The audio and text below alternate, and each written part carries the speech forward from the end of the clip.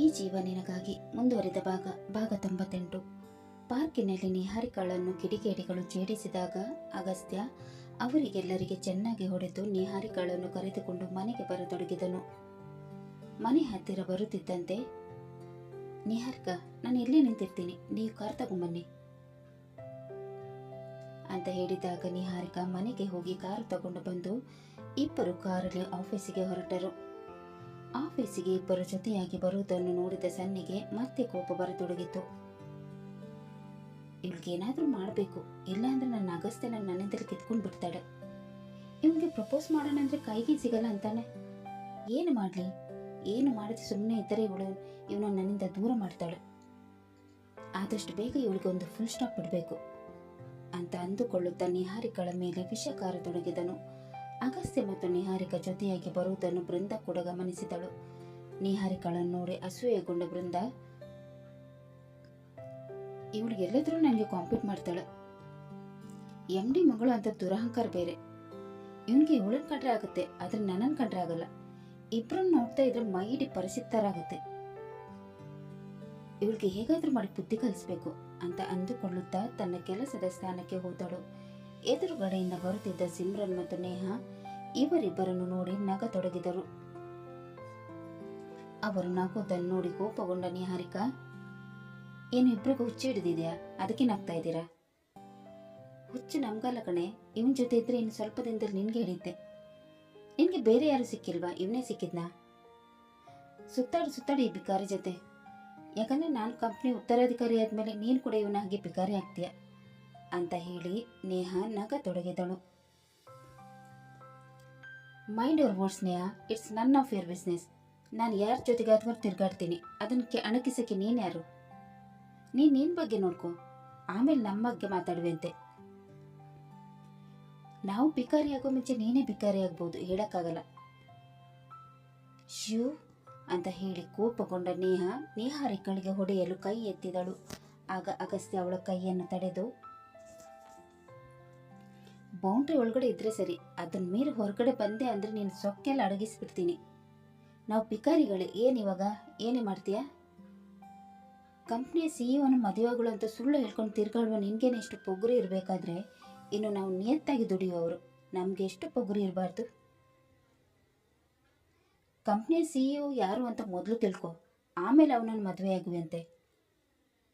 ಯಾರಿಗೊತ್ತು, ನಿನ್ನನ್ನು ನೋಡಿ ಅವ್ನು ರಿಜೆಕ್ಟ್ ಮಾಡಿದ್ರೂ ಮಾಡ್ಬೋದು. ನನಗೆ ಕಂಪ್ನಿಯ CEO ಯಾರು ಅಂತ ಗೊತ್ತಿಲ್ಲ, ಆದರೆ ಅವ್ರು ಯಾರು ಅಂತ ನಿನ್ಗೆ ಗೊತ್ತಾ? ನಿನ್ನಂಥ ಭಿಕಾರಿಗಳಿಗೆ ಅವ್ರು ಎಲ್ಲಿ ಗೊತ್ತಿರ್ತಾರೆ? ಅವ್ರ ಬಗ್ಗೆ ನೀನು ಟೆನ್ಷನ್ ಮಾಡ್ಕೋಬೇಡ, ಅವ್ರನ್ನ ನಾನು ನೋಡ್ಕೋತೀನಿ. ನೀನಿನ ಮುಂದಿನ ಜೀವನ ಹೇಗೆ ಅನ್ನೋದನ್ನು ನೋಡ್ಕೊ. ಯಾಕಂದರೆ ನಾನು CEO ಹೆಂಡತಿ ಆದಮೇಲೆ ನಿನಗೂ ಇವಳಿಗೆ ಗೇಟ್ ಪಾಸ್ ಕೊಡ್ತೀನಿ. ನಿಮ್ಮಿಬ್ಬರಿಗೆ ಎಲ್ಲೂ ಕೆಲಸ ಸಿಗಬಾರ್ದು, ಆ ಥರ ಮಾಡ್ತೀನಿ. ಇಬ್ಬರು ಕೆಲಸಕ್ಕೋಸ್ಕರ ಬೀದಿ ಅಲ್ದಾಡಬೇಕು, ಆದರೆ ನಿಮ್ಗೆ ಎಲ್ಲೂ ಕೆಲಸ ಸಿಗಬಾರ್ದು. ಅದನ್ನು ನೋಡಿ ನಾನು ಖುಷಿ ಪಡಬೇಕು ಅಂತ ಅವಳು ಹೇಳಿದಾಗ ನಕ್ಕ ಅಗಸ್ತ್ಯ, ಯಾರನ್ನು ನೋಡಿ ಖುಷಿ ಪಡ್ತಾರಂತ ಕಾಲ ನಿರ್ಧರಿಸುತ್ತೆ, ನೀನಲ್ಲ. ನಿನ್ನ ಅಹಂಕಾರಕ್ಕೆಲ್ಲ ಆದಷ್ಟು ಬೇಗ ಫುಲ್ ಸ್ಟಾಪ್ ಆಗೋ ಟೈಮ್ ಬರುತ್ತೆ. ಈಗ ಎಷ್ಟು ಮೆರೆತೀಯ ಮೆರೆ, ಆಮೇಲೆ ಮೆರೆಕ್ಕೆ ಕೂಡ ಟೈಮ್ ಇಲ್ಲದಿರ್ಬೋದು.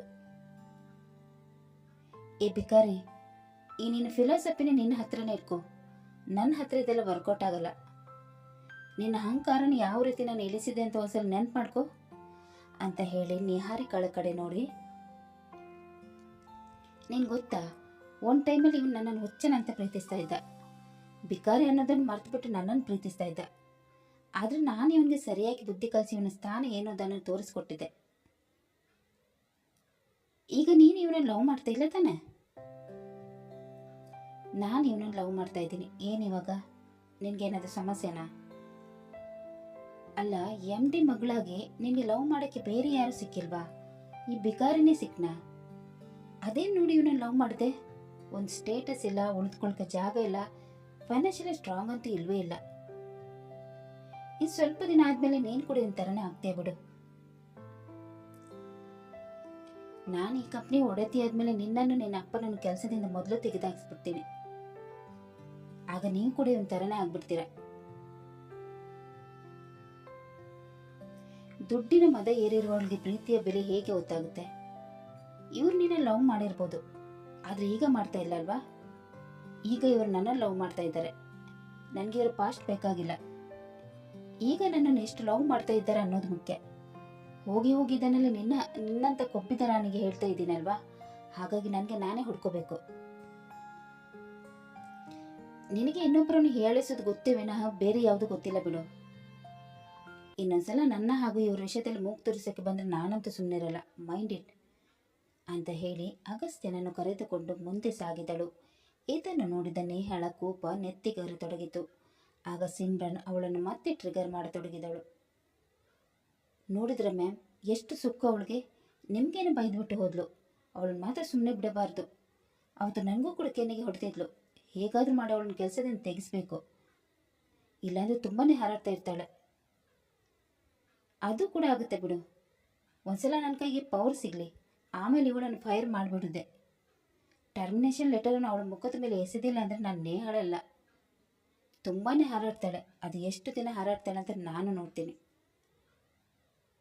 ಅವಳ ಅಪ್ಪ MD ಆಗಿದ್ದಾರೆ ಅಂತ ಅವಳಿಗೆ ಅಷ್ಟೊಂದು ಸೊಕ್ಕಲ್ವಾ? ಅವಳ ಅಪ್ಪನನ್ನೇ ಕೆಲಸದಿಂದ ತೆಗೆದು ಹಾಕಿದ್ರೆ ಆಗ ಹೇಗೆ ಹಾರಾಡ್ತಾಳೆ ಅಂತ ನೋಡಬೇಕು. ಮ್ಯಾಮ್, ನಿಮ್ಮ ಮದುವೆ ಯಾವಾಗ ಆಗುತ್ತೆ? ನಿಮ್ಗೆ ಯಾವಾಗ ಪವರ್ ಬರುತ್ತೆ? ಆದಷ್ಟು ಬೇಗ ಆಗುತ್ತೆ. ಆ ದಿನಕ್ಕೋಸ್ಕರನೇ ಅಲ್ವಾ ನಾನು ಕಾಯ್ತಾ ಇರೋದು. ಆ ದಿನ ಬಂದ ಕ್ಷಣ ಇವರಿಗೆಲ್ಲ ಒಂದು ಗತಿ ಕಾಣಿಸ್ಬಿಡ್ತೀನಿ. ಈಗ ನಡಿ ಹೋಗೋಣ ಅಂತ ಹೇಳಿ ಅವರಿಬ್ಬರು ತಮ್ಮ ಕೆಲಸದ ಜಾಗಕ್ಕೆ ಹೋದರು. ಸನ್ನಿಯಿಂದ ತಪ್ಪಿಸಿಕೊಳ್ಳಲು ಅಗಸ್ತ್ಯ ಋಷಿ ಅವರ ಚೇಂಬರಿಗೆ ಹೋದನು. ಅವನನ್ನು ನೋಡಿದ ಅವರು, ಅಗಸ್ತ್ಯ, ಬಾರಪ್ಪ ಕೂತ್ಕೋ. ಸರ್, ನನಗೆ ನಿಮ್ಮ ಜೊತೆ ಸ್ವಲ್ಪ ಮಾತಾಡೋಕ್ಕಿದೆ. ಸ್ವಲ್ಪ ಇನ್ನು ಜಾಸ್ತಿನೇ ಮಾತಾಡುವಂತೆ. ಸರ್, MD ಸರ್ ಬರೋ ತನಕ ನಾನು ನಿಮ್ಮ ಜೊತೆನೇ ಕೆಲಸ ಮಾಡಲಾ? ಅದಕ್ಕೇನಂತೆ, ಈಗಲಿಂದನೇ ನೀನು ನನ್ನ ಜೊತೆ ಕೆಲಸ ಮಾಡು. ಆಯಿತು ಸರ್, ಆದರೆ MD ಸರ್ ಬಂದ ತಕ್ಷಣ ನಾನು ಇಲ್ಲಿಂದ ಹೋಗ್ತೀನಿ. ಯಾಕಂದರೆ ಅವ್ರಿಗೆ ನನ್ನ ಮೇಲೆ ಡೌಟ್ ಬಂದರೆ ಕಷ್ಟ. ಆಯಿತು ಬಿಡು, MD ಬಂದ ತಕ್ಷಣ ನೀನು ಇಲ್ಲಿಂದ ಹೋಗ್ಬಿಡು. ನಾನು ಹೇಳಿದ್ದೆಲ್ಲ ನೆನಪಿದೆ ಅಲ್ವಾ? ನೀನು ಇನ್ಮೇಲೆ ನನಗೋಸ್ಕರ ಮಾತ್ರ ಕೆಲಸ ಮಾಡಬೇಕು, ಆ MDಗೋಸ್ಕರ ಅಲ್ಲ. ನೆನಪಿದೆ ಸರ್. 200 ಕೋಟಿನ ಮರೆಯೋಕ್ಕಾಗುತ್ತಾ? ಹೌದು, 200 ಕೋಟಿ ನನಗೆ ಯಾವ ರೀತಿಯಲ್ಲಿ ಕೊಡ್ತೀರಾ ಸರ್?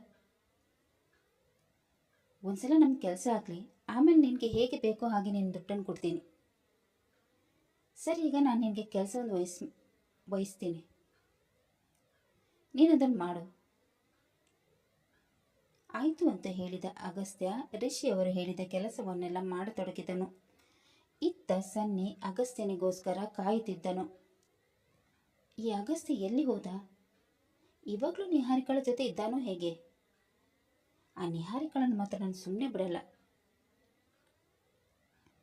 ಅವಳಿಗೊಂದು ಗತಿ ಕಾಣಿಸ್ತೀನಿ ಅಂತ ಅಂದುಕೊಳ್ಳುತ್ತಾ ಕೆಲಸ ಮಾಡದೆ ಸುಮ್ಮನೆ ಕುಳಿತಿದ್ದನು. ಇದನ್ನು ನೋಡಿದ ಗಗನ್, ಇವನು ಮೋಸ್ಟ್ಲಿ ಅಗಸ್ತ್ಯನಿಗೋಸ್ಕರ ಕಾಯ್ತಾ ಇರ್ಬೋದು. ಅಗಸ್ತ್ಯ ಬರ್ತೀನಿ ಅಂದವಳು ಎಲ್ಲಿ ಹೋದ? ಇವನು ಕಾಟದಿಂದ ಅವನು ತಪ್ಪಿಸ್ಕೊಂಡು ಓಡಾಡುವ ಹಾಗೆ ಆಗಿದೆ ಅಂತ ಮನಸ್ಸಿನಲ್ಲಿ ಅಂದುಕೊಂಡವನು,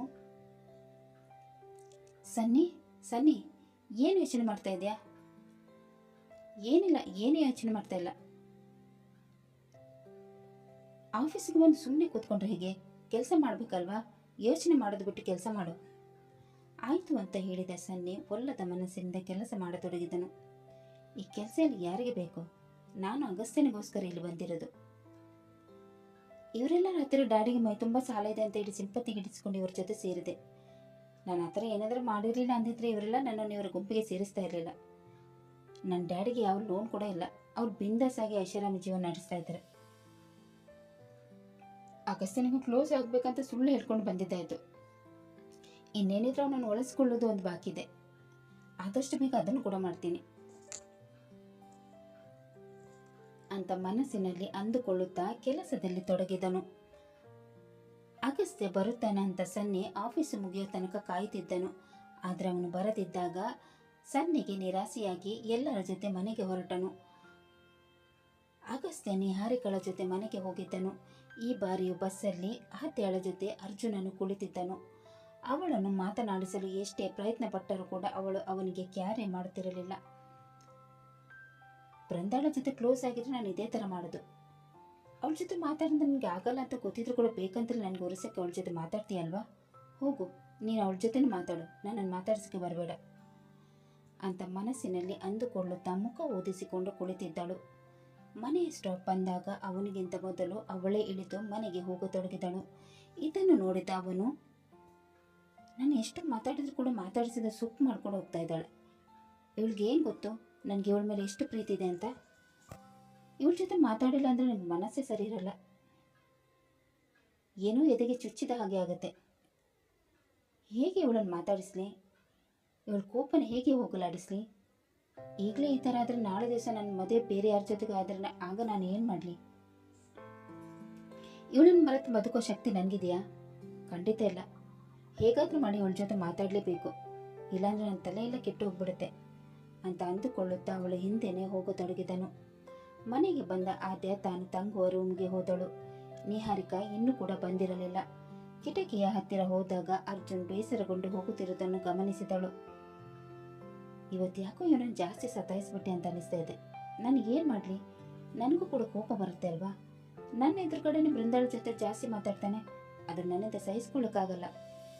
ಇವ್ರು ನನ್ನನ್ನು ಬಿಟ್ಟು ಬೇರೆ ಯಾರ ಜೊತೆಗೂ ಫ್ರೀಯಾಗಿರ್ಬಾರ್ದು, ಇದ್ರೆ ನನಗೆ ಕೋಪ ಬರುತ್ತೆ ಅಂತ ಅಂದುಕೊಳ್ಳುತ್ತಾ ತನ್ನ ಮೊಬೈಲ್ ತೆಗೆದಳು. ಕೋಪದಿಂದ ಅವನ ನಂಬರೇ ಡಿಲೀಟ್ ಮಾಡಿದ್ದೆ.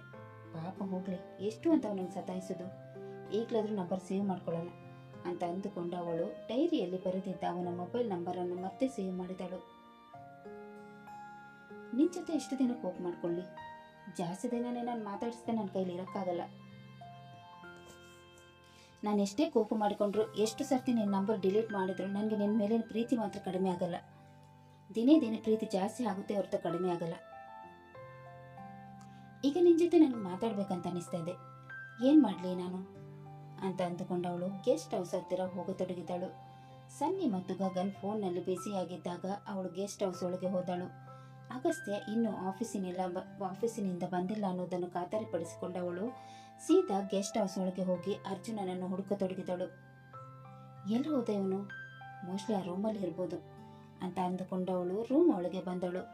ಆಗ ಬಾತ್ರೂಮಿನ ಬಾಗಿಲು ತೆಗೆಯೋ ಸದ್ದು ಕೇಳಿ ಅವಳು ಕರ್ಟನ್ ಹಿಂದೆ ಬಚ್ಚಿಟ್ಟುಕೊಂಡಳು. ಅರ್ಜುನ್ ಆಗ ತಾನೇ ಫ್ರೆಶ್ ಆಗಿ ಟವಲ್ ಸುತ್ತಿಕೊಂಡು ವಾಶ್ರೂಮಿನಿಂದ ಹೊರಗೆ ಬಂದನು. ಟವಲಿನಿಂದ ಒದ್ದೆ ಕೂದಲನ್ನು ಒರೆಸತೊಡಗಿದನು. ಅವನನ್ನು ನೋಡಿದ ಅವಳು ಎದೆ ಬಡಿತ ಜಾಸ್ತಿ ಆಗತೊಡಗಿತು.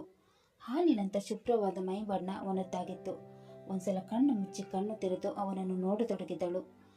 ಅವಳಿಗೆ ಅವಳ ಭಾವನೆಗಳನ್ನು ಹತ್ತಿಕ್ಕಲು ಆಗಲಿಲ್ಲ. ಅಷ್ಟರಲ್ಲಿ ಕತೆ ಮುಂದುವರಿಯಿತು. ಆತೆ ಮತ್ತು ಅರ್ಜುನನ ರೊಮ್ಯಾಂಟಿಕ್ ಲವ್ ಸ್ಟೋರಿ ತಿಳಿಯಲು ಮುಂದಿನ ಸಂಚಿಕೆಯಾಗಿ ಕಾಯೋಣ. ಅಲ್ಲಿ ತನಕ ಈ ಕತೆ ನಿಮಗೆ ಇಷ್ಟವಾದಲ್ಲಿ ಲೈಕ್ ಮಾಡಿ, ಶೇರ್ ಮಾಡಿ ಮತ್ತು ಸಬ್ಸ್ಕ್ರೈಬ್ ಮಾಡೋದನ್ನು ಮಾತ್ರ ಮರಿಬೇಡಿ. ಹಾಗೆ ಕತೆ ಹೇಗಿದೆ ಅಂತ ಕಮೆಂಟ್ ಬಾಕ್ಸಲ್ಲಿ ತಿಳಿಸಿ. ಧನ್ಯವಾದಗಳು.